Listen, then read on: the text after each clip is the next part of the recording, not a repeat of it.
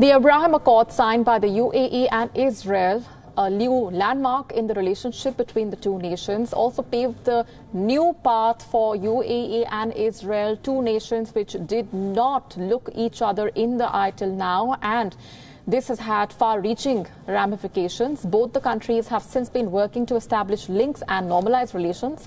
Telephone lines connecting Israel and the UAE have been opened as the first step towards normalization.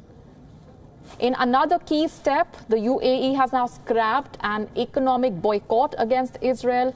An official statement was issued on behalf of the leader, Sheikh Khalifa bin Zayed Al Nahyan, in this regard. The statement read that this was part of the UAE's efforts to expand diplomatic and commercial cooperation with Israel. The scrapping of the boycott is also in line with the promised boom in bilateral trade under the Abraham Accord. The new decree allows for Israelis and Israeli firms to carry out business activities in the UAE. It also allows for the purchase and trade of Israeli goods in the UAE. In another development, the first direct commercial flight from Israel to the UAE is expected to land in Abu Dhabi on Monday.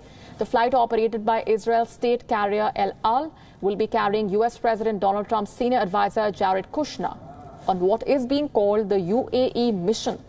The jet has been especially inscribed on the outside with the word peace written in 3 languages, English, Hebrew and Arabic. With the announcement of the deal, UAE has become the 3rd Arab nation and the first in the Gulf to establish full diplomatic ties with Israel.